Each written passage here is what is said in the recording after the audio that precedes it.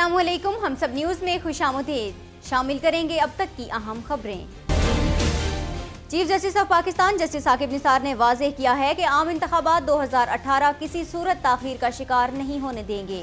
Chief justice Saqib Nisar की सरबराही में supreme court के 3 रुकनी बेंच ने इंतखाबी इस्लाहात से मुतल्लिक वर्कर्स पार्टी की जानिब से दायर केस की समाअत की। डीजी इलेक्शन कमीशन ने बताया कि नया ज़ाब्ता इखलाक 2018 के इंतखाबात के लिए बनाया गया है।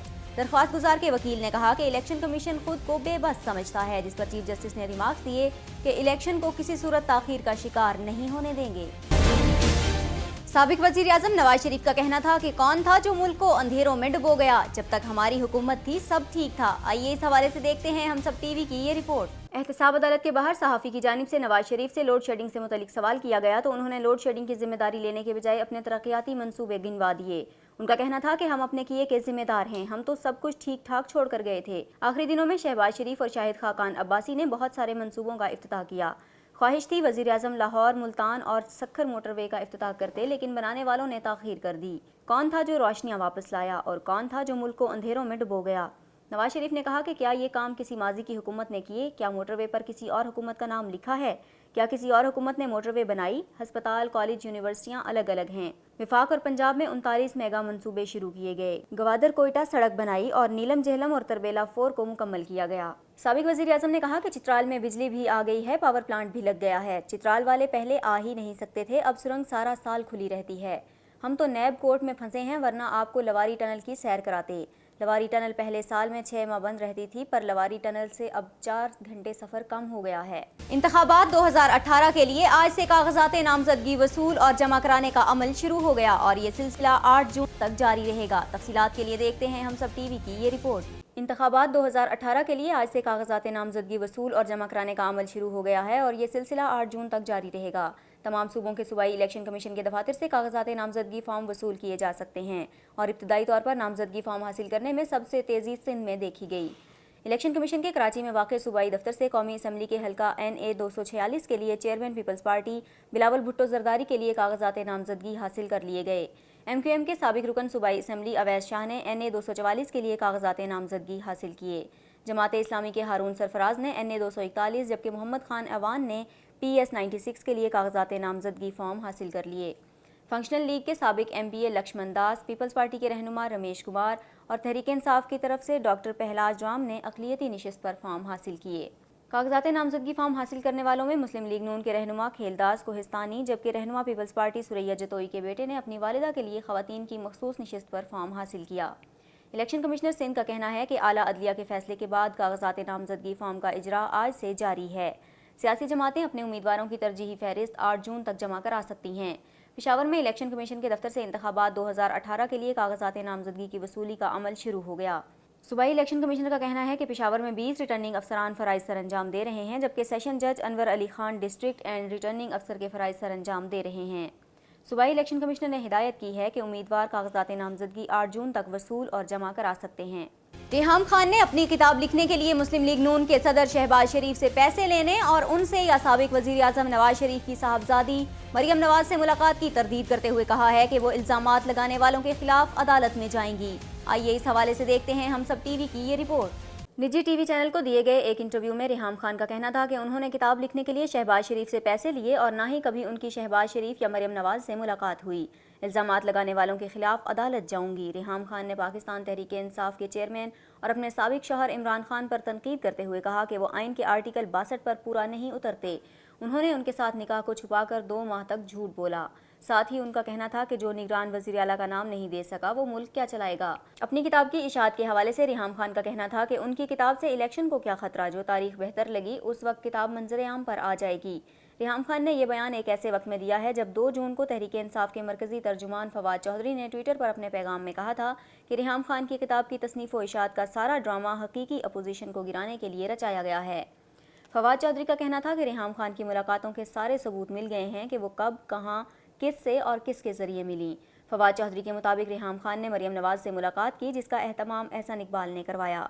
इस मुलाकात के नाकाबिले तरदीद शवाहिद ने सारी साजिश का पोल खोल दिया है कि किताब की तसनीफ़ व इशाअत का सारा तमाशा दरअसल हकीकी हिज़्ब इख्तिलाफ को गिराने के लिए रचाया गया। ताहम एहसान इकबाल की जानिब से इस इल्ज़ाम की तरदीद की जा चुकी है। दूसरी जानिब मारूफ गिटारिस्ट और गुलकार और PTI रहनुमा सलमान अहमद ने दावा किया था कि रिहाम खान ने इमरान खान को बदनाम करने के लिए किताब लिखी है, जिसके लिए मुस्लिम लीग नून ने उन्हें 1 लाख पाउंड भी दिए हैं। PTI रहनुमाओं की जानिब से इंतखाबात के मौके पर रिहाम खान की किताब शाया करने को मखसूस एजेंडा करार दिया जा रहा है। मुख्तलिफ सियासी तनाज़ात के बावजूद मुल्क की 14वीं कौमी असम्बली ने बेमिसाल कानून साजी का एजेंडा जारी रखा और गुज़िश्ता 5 बरसों में 205 बिल्स की मंजूरी दी। आइए इस हवाले से देखते हैं हम सब TV की ये report. Free and fair election network FAFEN की जानिब से जारी करदा रिपोर्ट में कहा गया है कि ऐवान में 182 हुकूमती और 23 प्राइवेट मेंबर बिल्स मंजूर किए गए, जो गुज़िश्ता अदवार की असम्बली मुद्दत के मुकाबले में ज़्यादा थे। रिपोर्ट के मुताबिक गुज़िश्ता 5 बरसों में ऐवान के 56 सेशन के दौरान 5 आईनी तरमीम समेत कई अहम कवानीन की मंजूरी दी गई, जिसमें इब्तदाई तौर पर 2 बरसों के लिए फ़ौजी अदालतों का क़याम और बाद अज़ां उन्हें मज़ीद 2 साल की मंजूरी, ताज़ा तरीन मरदमशुमारी के नताइज की रोशनी में कौमी असम्बली की नशिस्तों की दोबारा तकसीम, इंतखाबी इस्लाहात और विफाक के ज़ेरे इंतज़ाम कबायली इलाकों फाटा का खैबर पख्तूनख्वा से इंज़माम शामिल है। इसके अलावा दीगर अहम हुकूमती कानून साजी में क्रिमिनल जस्टिस सिस्टम में इस्लाहात के जरिए कानूनी चाराजोई का मुआवजा, तनाज़ात का मुतबादिल हल के लिए तरीक़ाकार, गवाह का तहफ़्फ़ुज़ शामिल है। इसी तरह ऐवान ने जाने का हक, मौसमियाती तब्दीली और इदारों से मुतल्लिक़ इस्लाहात के लिए भी कानून साजी की।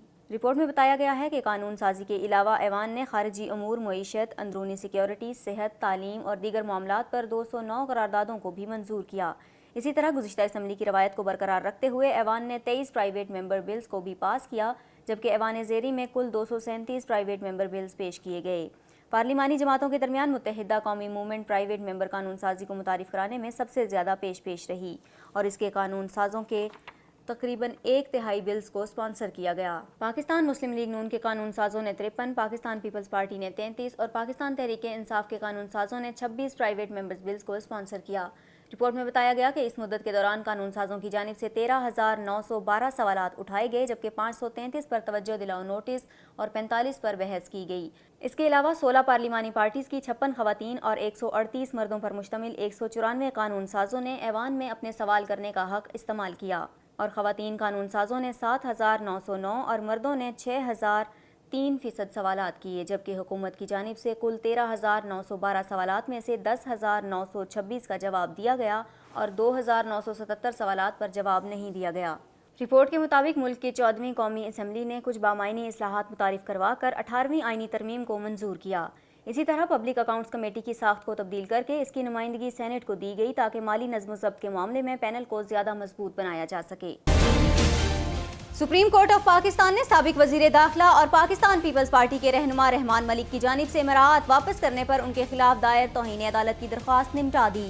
दरख्वास्त गुजार महमूद अख्तर नकवी ने अदालत को बताया कि रहमान मलिक को 2008 से 2012 तक मराहत वापस करने का हुक्म दिया गया था, जिस पर अदालत ने रहमान मलिक को नाअहल किया था, जिस पर चीफ जस्टिस मियां साकिब निसार ने रिमार्क्स दिए कि रहमान मलिक की अहलियत का केस आया तो देखेंगे।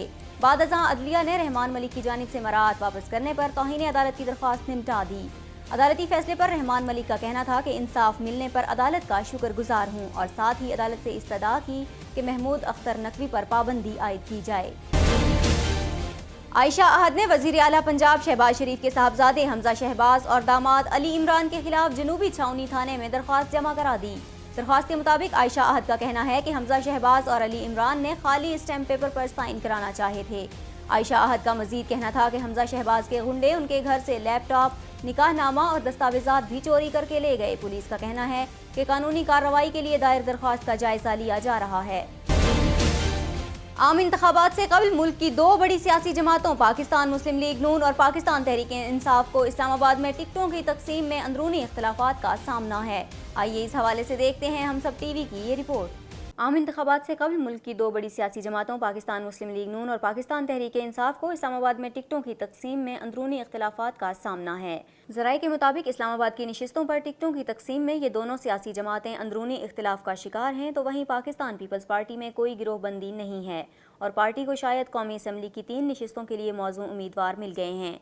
ख्याल रहे कि नई हल्काबंदियों के बाद इस्लामाबाद की कौमी असम्बली की नशिस्तों की तादाद 2 से बढ़कर 3 हो गई थी। दूसरी जानिब मुस्लिम लीग नून के साबिक रुकन कौमी असम्बली अंजुम अकील खान का कहना था कि पीर को साबिक वज़ीर आज़म और मुस्लिम लीग नून के ताहयात कायद नवाज शरीफ इस्लामाबाद में वर्कर्स कन्वेंशन से खिताब करेंगे और इस कन्वेंशन को दारुल हुकूमत में इंतखाबी मुहिम का आगाज़ तस्वुर किया जा रहा है।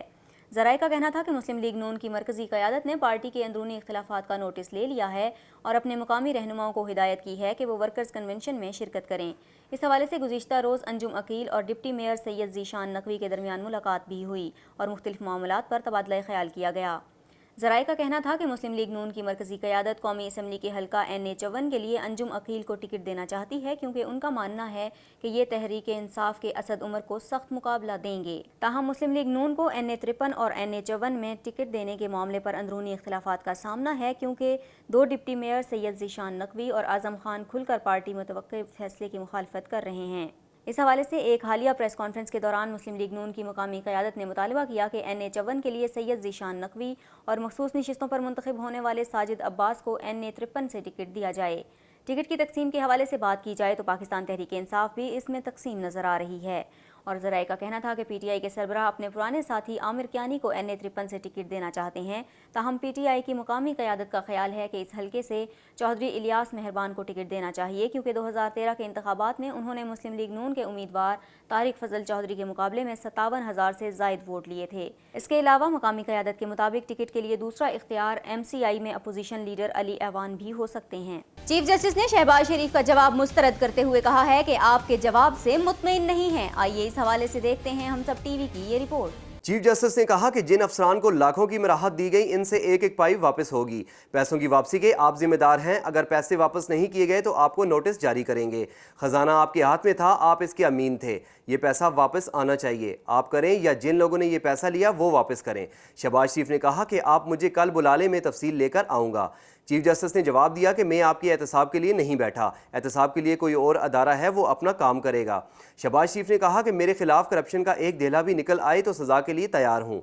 चीफ जस्टिस पाकिस्तान ने शहबाज शरीफ पर बरहमी का इजहार करते हुए कहा कि आप अपनी ज़ात को क्यों बार बार ले आते हैं, मैंने आपको एक मखसूस सवाल के लिए बुलाया है। शहबाज शरीफ ने कहा कि आप मेरे जवाब से मुतमिन नहीं तो फिर आप फैसला कर दें। मैंने मुल्क की खिदमत की है, मुझे किसी कुत्ते ने काटा है जो मैंने मुल्क के अरबों रुपए बचाए। चीफ जस्टिस ने कहा कि मुझे नहीं पता कि आपको किसी ने काटा है, आपको ऐसे अल्फाज जेब नहीं देते। शहबाज शरीफ ने कहा कि मैं अपने अल्फाज पर माजरत करता हूँ, मैं अदालत का फैसला कबूल करूँगा। चीफ जस्टिस ने कहा कि आप फैसला कबूल ना करना चाहें तो भी आपको फैसला कबूल करना पड़ेगा। करोड़ों रुपए साफ पानी कंपनी में लगे और एक बूंद पानी नहीं मिला। चीफ जस्टिस ने शहबाज शरीफ को तलब करते हुए कहा कि उनके किरदार के बगैर तो यहाँ मक्खी भी नहीं उड़ती। चीफ जस्टिस ने नैब को 6 कंपनियों के CEOs की जायदाद का तखमीना लगाने का हुक्म देते हुए कहा कि पता करें कि ये अफसरान कितनी प्रॉपर्टी के मालिक हैं ताकि कौम का पैसा वापस लौटाया जा सके। इस पर urban planning in management company के सरबराह ने अदालत में कहा कि मैं खुदकुशी कर लूँगा, तो चीफ जस्टिस ने कहा कि आपकी इस धमकी से अदालत अपना फैसला नहीं बदलेगी। जिस कंपनी का सरबराह कौम का पैसा ना लौटा सका उसको जेल होगी। मुल्क में हुकूमत की मुद्दत अहसन तरीके से इख्तिताम पजीर होने के बायस जमहूरी अमल को लाहक खतरात की कयास आराइयों ने दम तोड़ दिया और अब अवाम की तवज्जो पूरी तरह अपने मजहबी और समाजी मामलात की अंजामदही की जानिब मबजूल है। तफसीलात के लिए हम सब टीवी की ये रिपोर्ट। पाकिस्तानी अवाम जो सखावत में पेश रहते हैं, इस रमज़ान भी फलाही कामों में खूब बढ़ चढ़ कर हिस्सा ले रहे हैं। रवां साल पाकिस्तानियों की जानिब से दिए गए अतियात 173 अरब रुपए की नई रिकॉर्ड सतह को छूने के लिए तैयार हैं। एक अंदाजे के मुताबिक ये अंदाज़ा गुज़िश्ता बरस रिफाही कामों की मद में 158 अरब रुपए खर्च करने को मद्देनजर रखते हुए लगाया गया, जिसमें रवां बरस 10% इजाफा मुतवक्के है। ताहम तिजारती मामलात पर गहरी नज़र रखने वाले एक शख्स ने इस अंदाजे को महदूद करार दिया है। मज़कूरा शख्स का कहना था कि खैरात जमा करने की मुहिमात में कमी देखने के बावजूद खैरात करने में कोई कमी नहीं आई। उन्होंने कहा कि मेरे ख्याल में अतियात की ज़रूरत या रमज़ान के दौरान अतियात जमा करने के रुझान में कोई कमी वाक़या नहीं हुई। शदीद गर्म मौसम के बायस घर घर जाकर अतियात जमा करने में कमी तो आई होगी, ताहम टेलीविज़न पर चलने वाली तशहीरी मुहिमात काबिले ज़िक्र हैं। इस ज़िम्न में बड़ी फलाही तंजीमों के बैंक अकाउंट्स देखने वाले एक बैंक अहलकार का कहना था कि समाजी राबितों की वेबसाइट्स के भरपूर असरात को देखते हुए फलाही तंजीमों की मार्केटिंग तकनीक में भी तब्दीली आई है, जिसके तहत बड़े बड़े बिल बोर्ड आवेज़ा करने या मखसूस इलाकों में टीम के हमरा काम करने के बजाय अब अपना पैगाम फैलाने के लिए समाजी राबितों का प्लेटफॉर्म इस्तेमाल किया जा रहा है। इस हवाले से बैंकिंग सेक्टर से ताल्लुक़ रखने वाले एक शख्स नसरुल्लाह आबिद का कहना था कि पाकिस्तान जैसे मुल्क में जहाँ खिदमत खल्क एक कुदरती चीज़ समझी जाती है, वहाँ मजमूई मुल्की पैदावार की शरह नमू 5% होने के बावजूद अतियात में 10% इजाफा होना ऐन मुमकिन है। उनका कहना था कि फलाही काम मुसलमानों के मजहब में शामिल हैं क्योंकि इस्लाम मुकर्ररा मालियत के दौलत और जायदाद पर 2.5% ज़कात अदा करने का हुक्म देता है। मार्च 2018 में स्टैनफोर्ड सोशल इनोवेशन रिव्यू ने पाकिस्तान में खिदमत खल्क के रुझान पर तबसरा करते हुए कहा था कि मुल्क में दिए जाने वाले अतियात मजमूई मुल्की पैदावार का 1% हैं।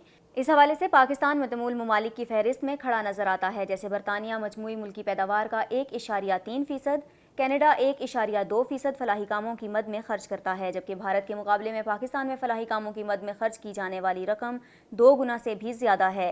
इस हवाले से एक माहिर माशियात का कहना था कि हालांकि ये इमदाद ज़ाती सतह पर दी जाती है, लेकिन इससे ऐसे अफराद को फ़ायदा पहुँचता है जो मुआशरती नाहमवारियों के बायस नज़रअंदाज हो जाते हैं।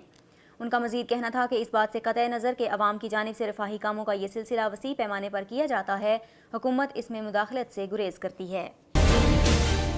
निगरान वज़ीर आज़म जस्टिस रिटायर्ड नासिरुल मुल्क ने निगरान काबीना के लिए 7 नामों को फाइनल कर लिया। निगरान वज़ीर आज़म की जानिब से निगरान काबीना के लिए फाइनल किए गए नामों में साबिक सेक्रेटरी खारिजा जलील अब्बास जिलानी, साबिक सेक्रेटरी दिफा lieutenant general retired Naeem Khalid Lodhi, Sadia Khan, Sardar Tanveer Ilyas, barrister Taimur Malik, senator Abdul Razzaq Afridi और बेला रजा शामिल हैं।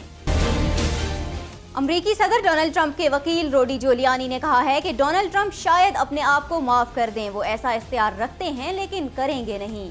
खुसूसी कौंसल रॉबर्ट मोलर अमरीका के सदारती इंतखाबात में रूस की मुबैना मुदाखलत और सदर डोनाल्ड ट्रंप की इंसाफ की राह में रुकावटें खड़ी करने के इल्जामात की तहकीकात कर रहे हैं।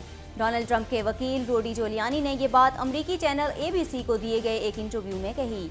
उन्होंने कहा कि सदर ट्रंप के पास माफ करने की ताकत मौजूद है, लेकिन उनका इस तरह करने का कोई इरादा नहीं है। शुमाली कोरिया के सरकारी न्यूज एजेंसी के मुताबिक शाम के सदर बशारुल असद शुमाली कोरिया का सरकारी दौरा करेंगे।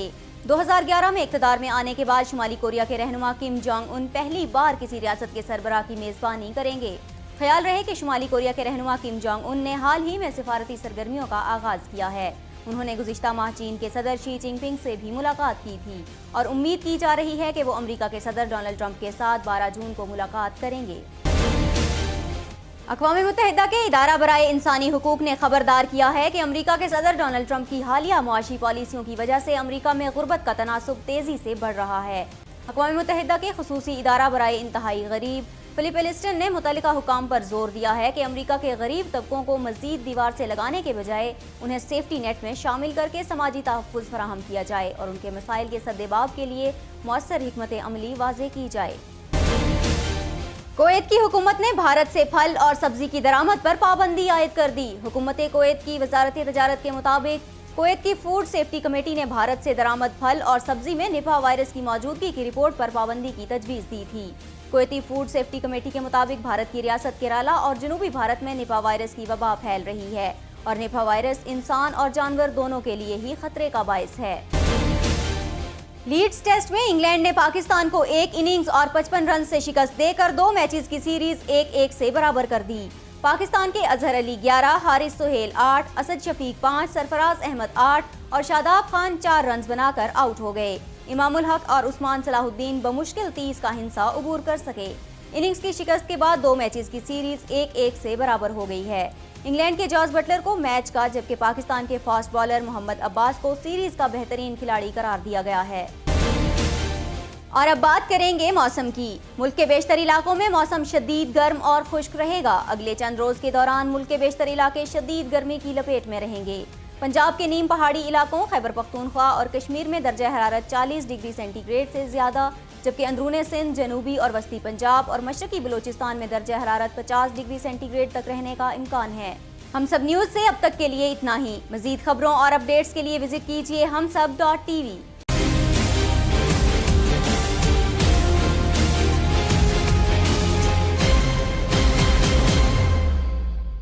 Please subscribe to HumSub TV and hit the notification icon on the screen to get the latest updates of our channel. Thank you for watching HumSub TV.